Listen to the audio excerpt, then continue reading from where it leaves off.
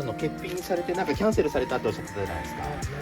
夏に来たってなことなんです。はいはい。で今見るとアニメからですけどね。全くここ開けるのが初めてなんです。この裏蓋がないのか分かんないのかな。この裏蓋なくてもいいですよ。いいですか。はい、作りますんで。いいですか。はい。で、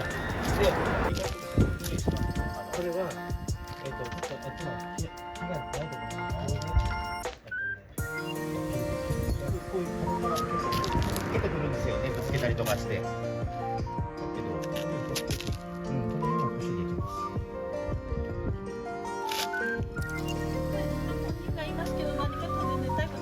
あ、いい、大丈夫ですよ。はい、はい、大丈夫です。じゃあ、ありがたくちょっとお受け取りしますということで、お付きください。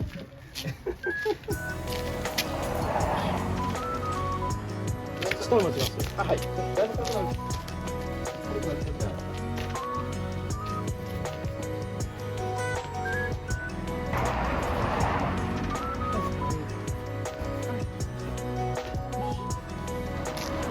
の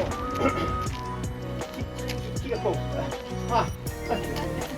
土はてたりするんですよね、これが。この奥だから状態がいいなと思って。本当に一回も触ってない。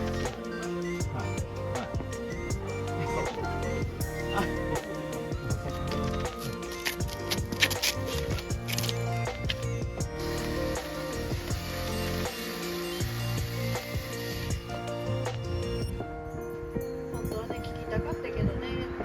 あ、そうですか。もうね、このお金がいろいろ